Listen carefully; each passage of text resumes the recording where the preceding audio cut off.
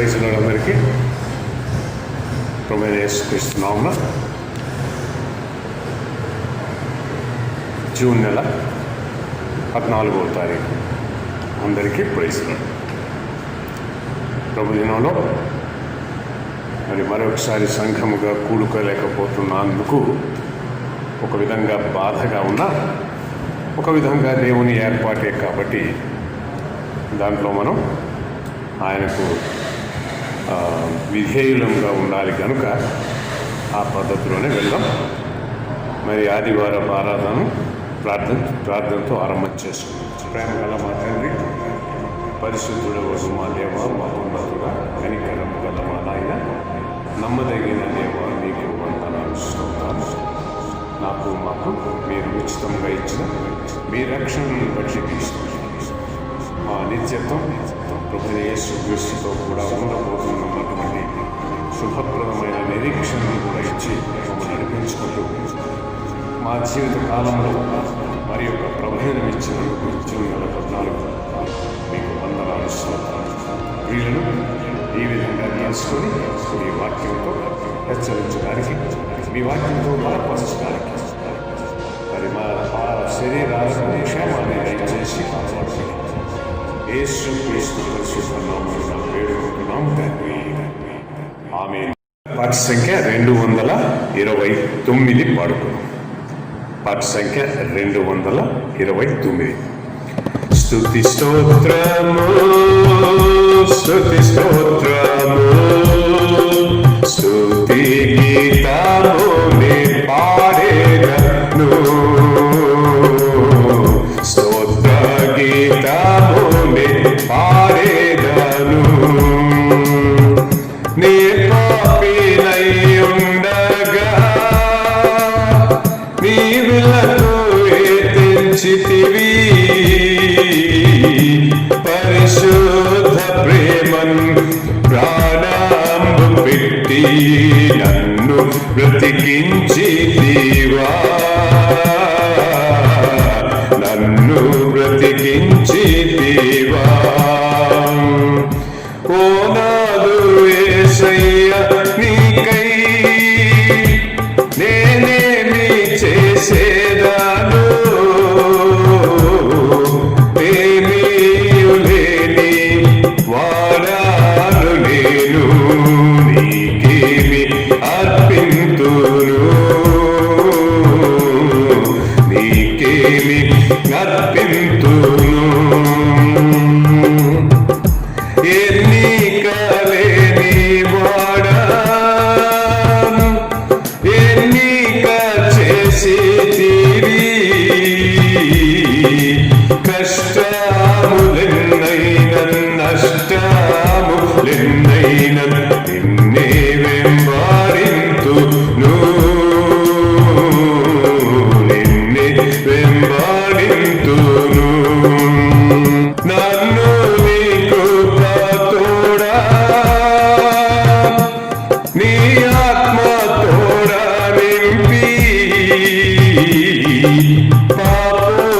పాపులకందరికీ నీదు సువార్తను ప్రకటింప సాయపడుమా, ప్రకటింప సాయపడుమా. కన్నీటి ప్రార్థనలు, నీ వాక్య పరిచర్యలు, పరిశుద్ధాత్మ సహాయమును సమృద్ధిగా నకిమ్ము, సమృద్ధిగా నకిమ్ము. స్తుతి స్తోత్రము, స్తుతి స్తోత్రము, స్తుతి గీతము నే పాడేదను, స్తోత్ర గీతము నే పాడేదను. పాఠ సంఖ్య 36 పాడుతున్నాం. పాఠ సంఖ్య 36. మార్పులేని మానవుండా, తీర్పు దినం దాగలేవుగా,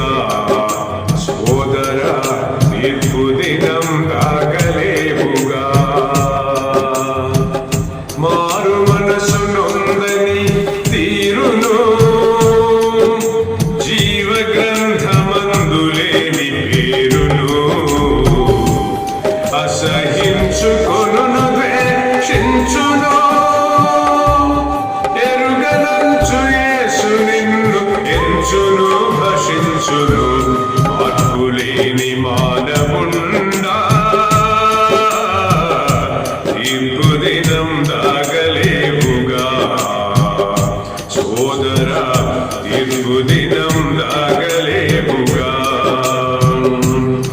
ఘోర పాపిగా నీవు కనబడి నేరస్తుడిగా నీవు నిలబడి త్రోయబడి నరకాల కూలబడి కాలబడి పోదు కాయము హేయము వార్పులేని మానవుండా తీర్పు దినం దాగలేవుగా. సోదరా తీర్పు దినం దాగలేవుగా. రక్షణ యేసునొద్దనున్నది, నిర్లక్ష్యము నీ యొద్దనున్నది. ఇదే అనుకూలమైన సమయము, ఇదే రక్షణ దినము. అందుము పొందుము మార్పులేని మానవుండా తీర్పు దినం దాగలేవుగా. సోదరా తీర్పు దినం దాగలేవుగా. సిలువ రక్తము వృధా చేయకు, చేతుల ఉరిపో చుకు చావకు. మార్గమైన నీ యేసుని మరువకు, మనసున పరలోకం మరువకు విడువకు. మార్పులేని మానవుండా తీర్పు దినం దాగలేవుగా. సోదరా తీర్పు దినం దాగలేవుగా. ఈ దిన వాక్య భాగము రోమీయులకు రాసిన పత్రిక 12వ అధ్యాయం 2వ వచనం. రోమా 12:2. మరొకటి కూడా ఉంది, ముందు దీన్ని చదివి తర్వాత 2వ వాక్యానికి వెళదాం. మీరు ఈ లోక మర్యాదను అనుసరింపక ఉత్తమమును అనుకూలమును సంపూర్ణమునై ఉన్న దేవుని చిత్తమేదో పరీక్షించి తెలుసుకున్నట్లు మీ మనస్సు మారి నూతనమగుట వలన రూపాంతరము పొందుడి.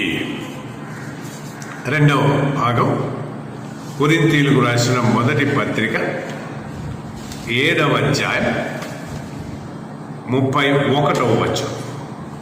మొదటి కొరింథీ 7:31వ వచనం.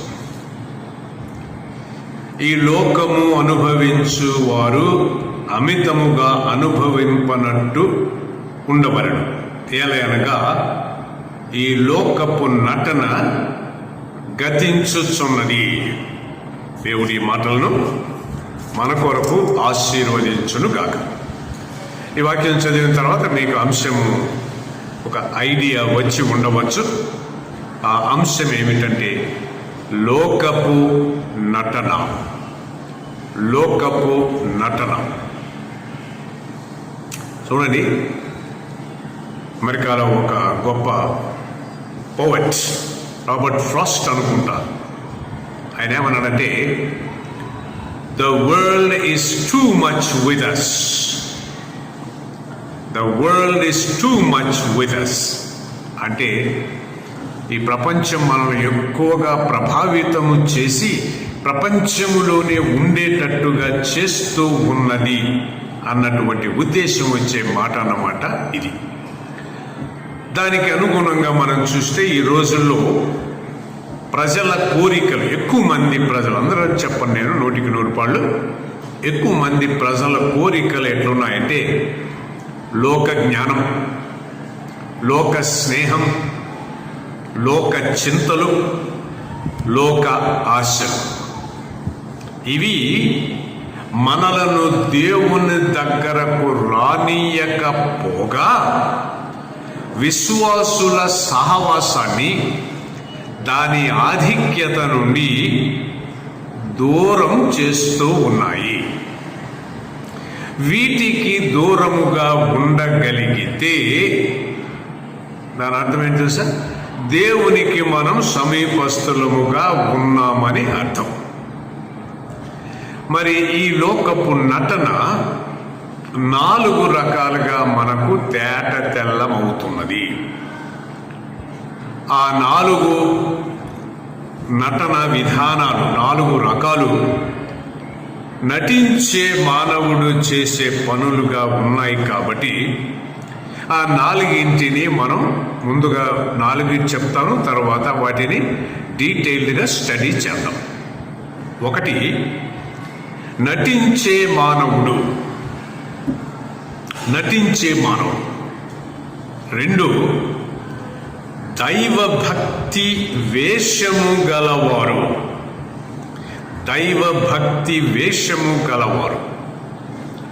3, ఆత్మల వరం కలిగిన వేషము. ఆత్మల వరము కలిగి ఉన్నదని చెప్పుకొని వేషం వేసుకునే వాళ్ళు కొంతమంది ఉన్నారు. 4, లోకపు మేలు కొరకు వేషము. లోకపు మేలు కొరకు. వీటిని ధ్యానం చేస్తూ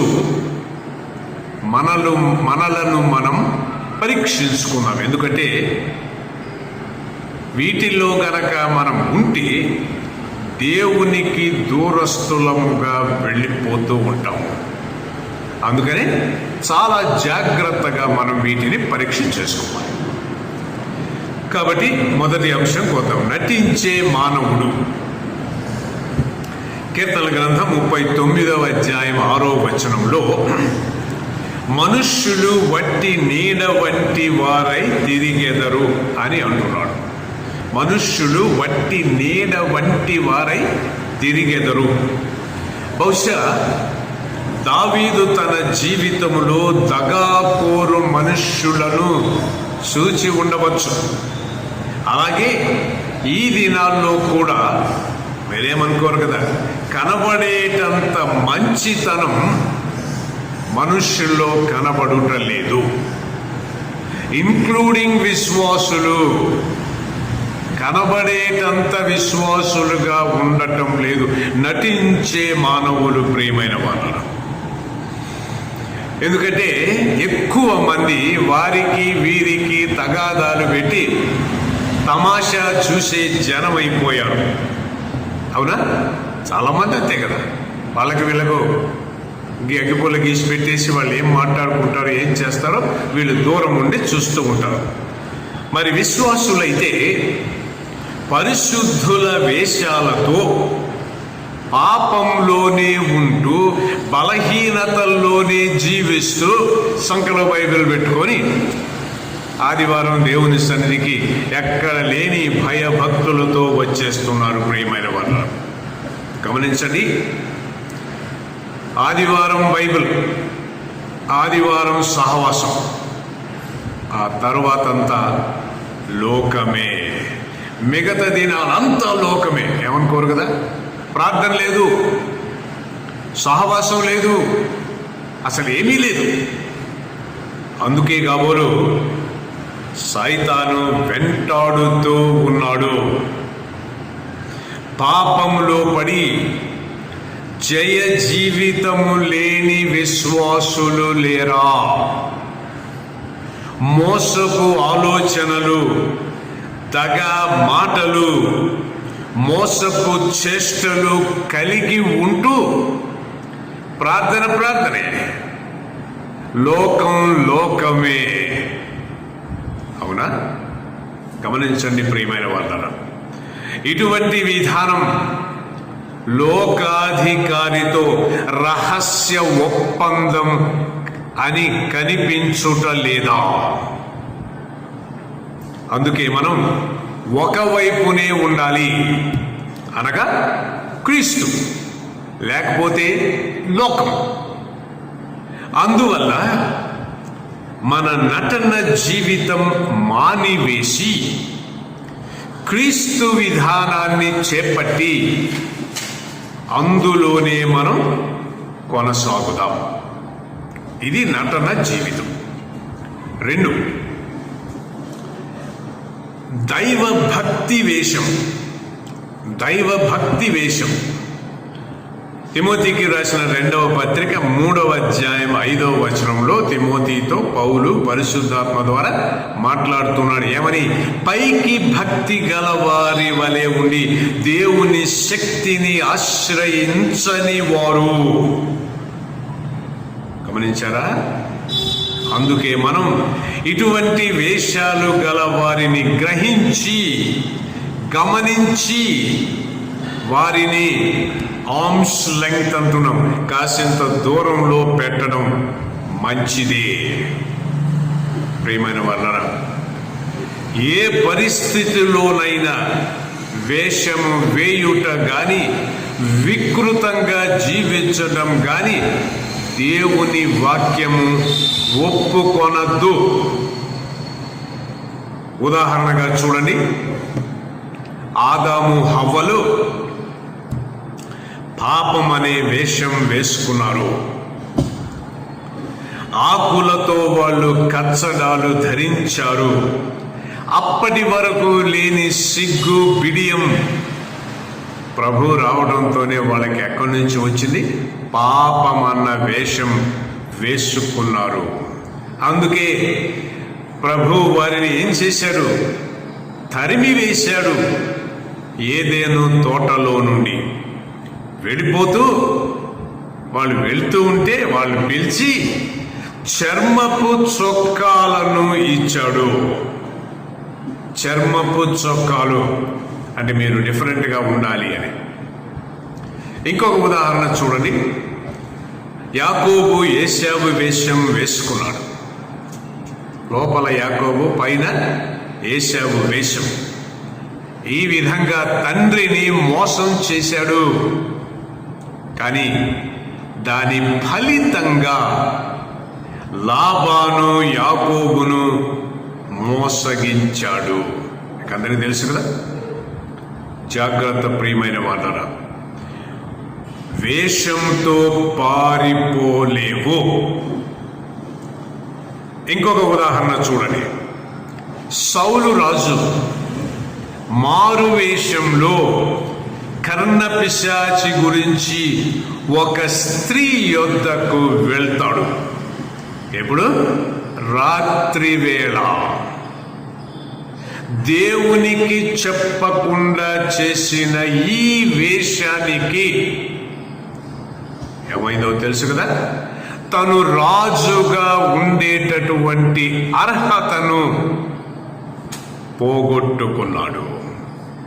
అవునా? అందుకే మనం వేసే వేషాలు మనుష్యులకు కనబడవేమో కానీ సమస్తము ఎరిగిన దేవునికి బాహాటంగా కనబడుతూ ఉంటుంది. జాగ్రత్త ప్రియమైన వాళ్ళరా, భక్తి వేషము కలిగి ఉన్నామేమో పరీక్షించుకుందాం. 3వ విషయం, ఆత్మవరముల వేషము. ఆత్మవరముల వేషం. ఆత్మవరం లేకపోయినా ఉన్నదని నమ్మించి మోసము చేస్తున్నటువంటి దైవజనులు కోకొల్లలుగా ఉన్నారని ప్రియులైన మీకు అందరికీ తెలుసు.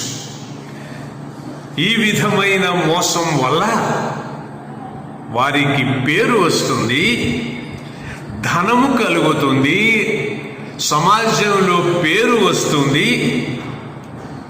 అయితే గమనించండి, ఇటువంటి వారిని చూసి సాతాను బహు సంతోషపడుతూ ఉంటాడు.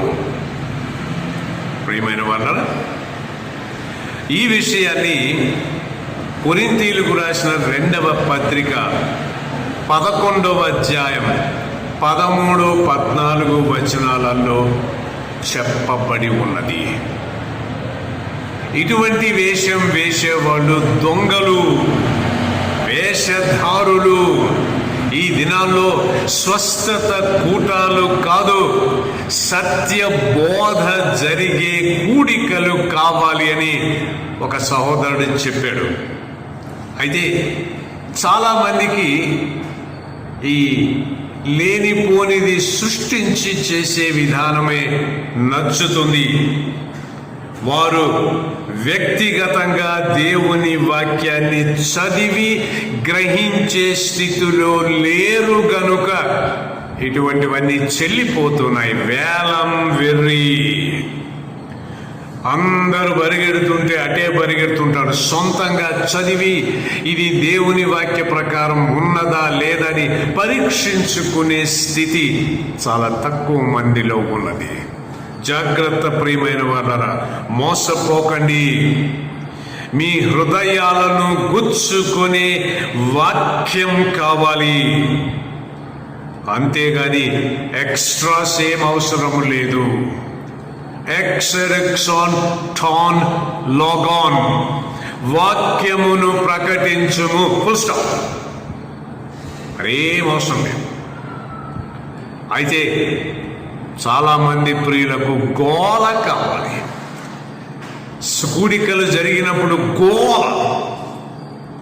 గమనించండి, గోల కాదు, క్రమశిక్షణ. అందుకే వాక్య బోధ జరుగుతున్నటువంటి సంఘాలలోనే మనము స్థిర నివాసం ఏర్పరచుకోవాలి.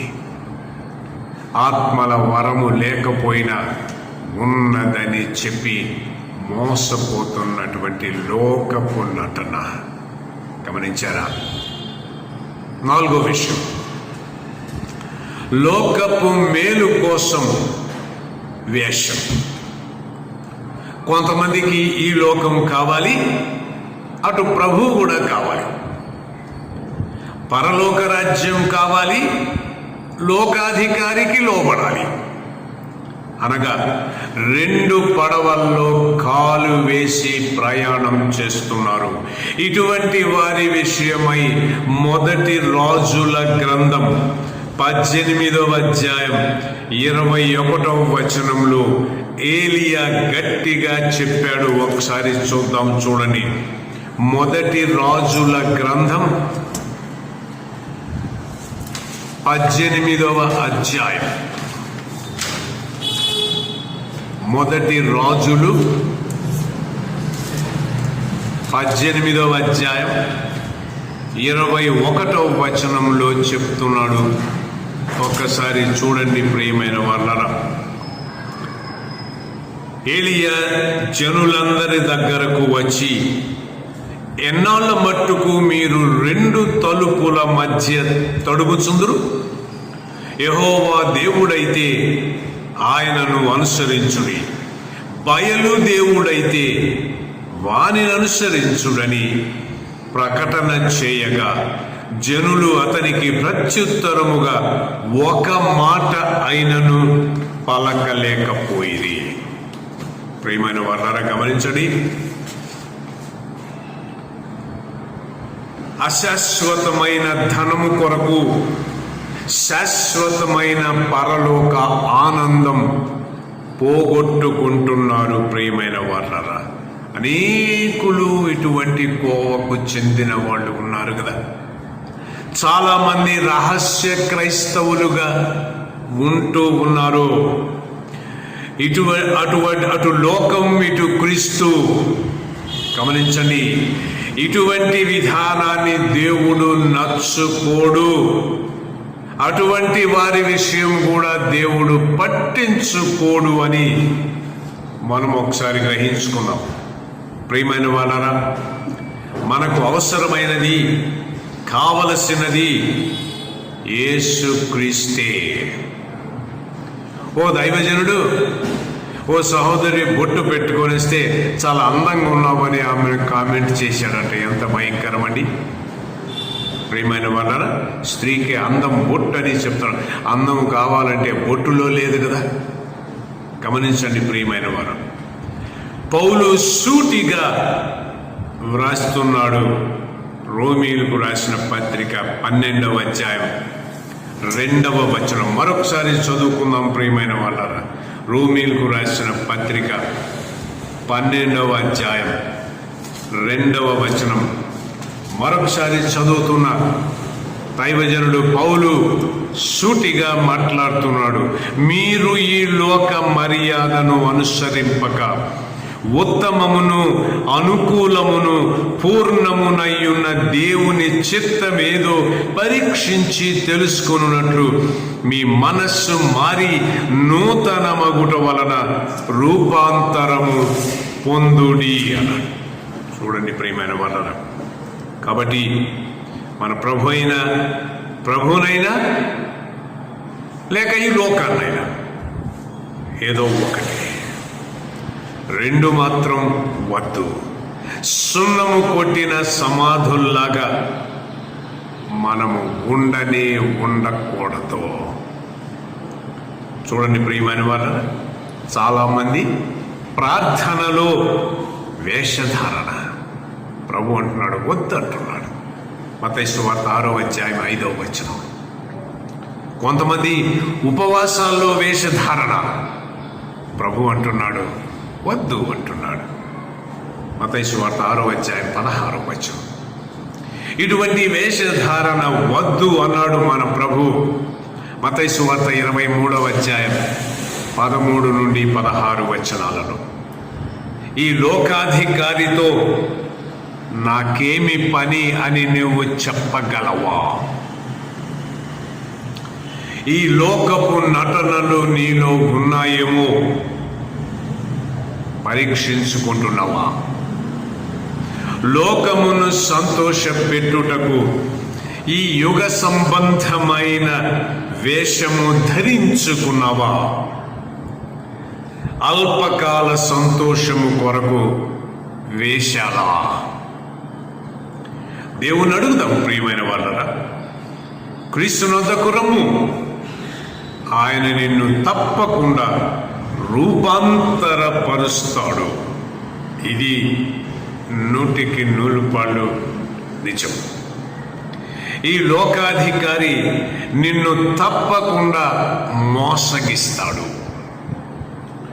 వానికి స్వస్తి చెప్పి మరి ప్రభు చెంతకు వస్తావా, లేక ఈ లోక నటనల్లోనే ఉండిపోతావా? ఈ ఉదయకాలం అందు పరీక్షించుకో ప్రియమైన వాళ్ళ. ఒక చిన్న ఉదాహరణ చెప్తాను చూడండి. డాక్టర్ బెస్టన్, మరి ఈయన ఏ డాక్టరో నాకు ఐడియా లేదు. డాక్టర్ బెస్టన్ ఈయన ఒకరోజు ఏం చేశాడంటే ఓ లెటర్ రాశాడు. రక్తముతో లెటర్ రాశాడు. ఏమని? నా హృదయ కోరికలను తీరిస్తే నేను నీ దాసుడనై ఎల్లప్పుడూ నీతో ఉంటాను. ఈ లోక ఐశ్వర్యము, ఈ లోక ఆధిక్యత నాకిస్తావా అని రాశాడు. రక్తముతో రాశాడు. ప్రియమైన వాళ్ళని గమనించండి.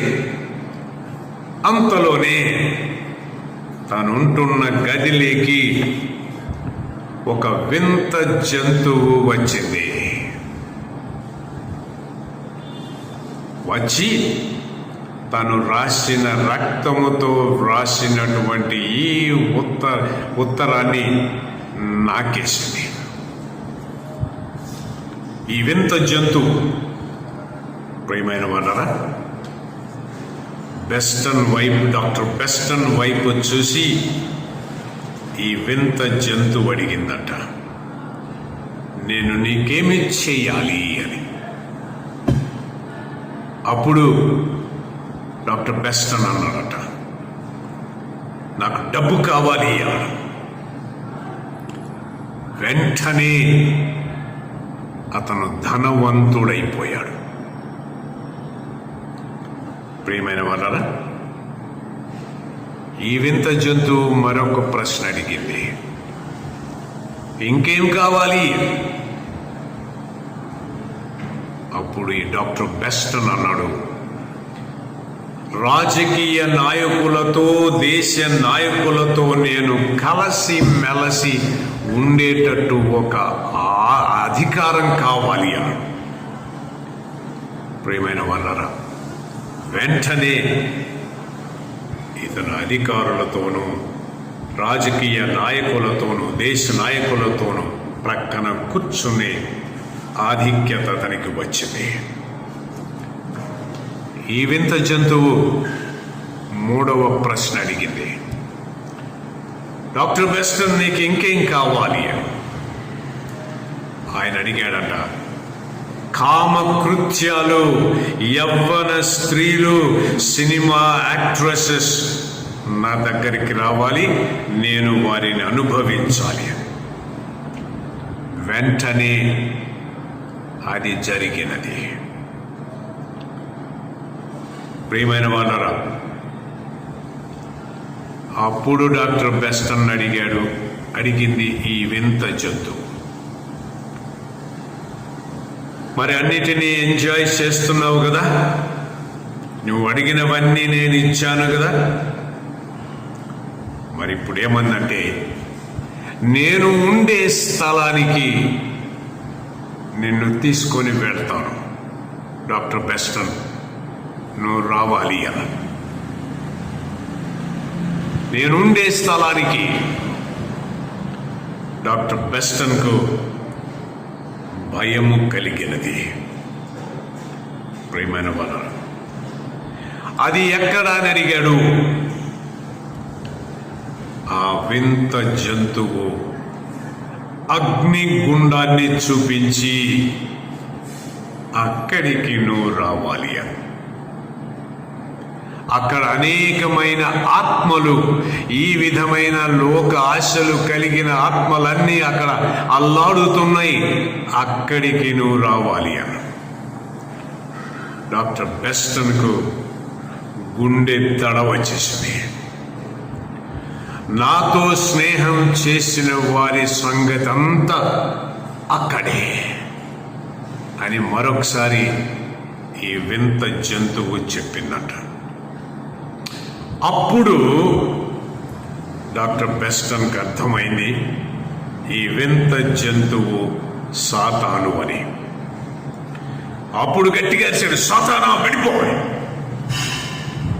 ప్రియమైన వాళ్ళరా, సాతాను వింటాడా? No no no no. కత్తులు లాంటి గోళ్లతో డాక్టర్ బెస్టన్ గీకాడు. ముఖము, ఒళ్ళు హూనమైపోయి రక్తం కారుతుంది. ప్రియమైన వాళ్ళ, సాతాను నమ్మి వారికి లోబడే వారందరికీ కలిగేటటువంటి బహుమానము ఇదే. అయితే క్రీస్తును నమ్మితే నిత్య జీవం. ప్రియమైన వాళ్ళరా, ఈ లోకంలో పేదలుగా ఉన్నారు, విద్యావిహీనులుగా ఉన్నారు, అధమ స్థితిలో ఉన్నారు. ప్రభు సన్నిధిలో ఉన్నత స్థితిలో ఉండబోతున్నాం. అందుకే ఈ లోకపు నటనను వదిలిపెట్టి జీవము గల ప్రభు వైపు ఈరోజు తిరుగుతావా?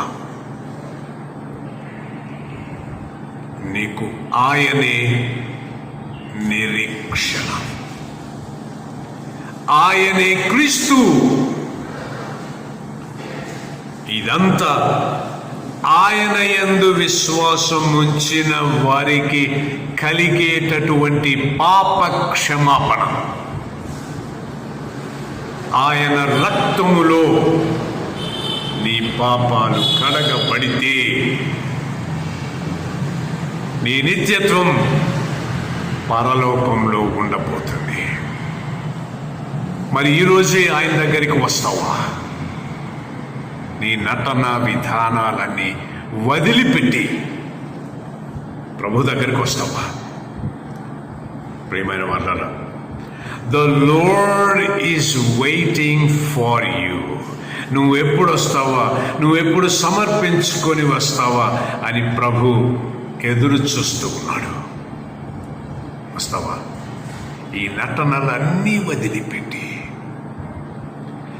మారు మనస్సు అనుభవంతో ప్రభు దగ్గరికి వస్తే ఈ లోకంలో పేదరికం ఉన్నా పరలోకంలో ప్రభుతో ఉండే ఆధిక్యత వస్తుంది. నీ నిత్యత్వం ప్రభుతో ఉండాలంటే నటన జీవితాన్ని వదిలిపెట్టి దేవుని మహిమ కొరకు జీవించడానికి పరిశుద్ధాత్మ దేవుడు తన శక్తిని సహాయాన్ని మనకందరకు దయచేయను కాక. ఆమేన్. అర్థమైందా? ఈ లోకపు నటన భయంకరంగా ముగుస్తుంది. ప్రభువుతో సహవాసం నిత్యత్వం అద్భుతంగా ఉంటుంది. What is your choice? ఈరోజు నటన జీవితాన్ని వదిలిపెట్టి ప్రభులేకి వస్తావా? ప్రేమగల మా తండ్రి, నమ్మదగిన దేవుని మహోన్నతుడా, మీకు వందనాలు స్తోత్రాలు. లోకమంతటినీ ప్రేమిస్తున్నారు. ఏ ఒక్క వ్యక్తి కూడా నశింపకూడదని మేము ఉద్దేశించాము. ఎందుకంటే నిత్యత్వం నరకంలో ఉంటుంది. మరి మీ సన్నిధిలో ఉండటానికి ప్రియులను మీరు అనేక రీతులుగా ఆకర్షణ అయితే ఈ లోకపు నటన దూరం చేస్తుంది. గుర్తు చేశారు. ఈ భయంకరమైన నటన నుంచి సంపూర్ణమైన సమర్పణతో రూపాంతరము కలిగిన వారముగా ప్రభు సన్నిధిలో గడపడానికి ఈ లోకంలో మా నిత్యత్వం మీ కృప మీకు అనుగ్రహించి కాపాడే సహాయం చేయమని, నమ్మదగిన మా దేవుడుగా మీ కృపను మా పట్ల విస్తరింపచేయమని యేసుక్రీస్తు పరిశుద్ధ నామమున వేడుకుంటున్నాము తండ్రి. ఆమేన్. Praise the lord.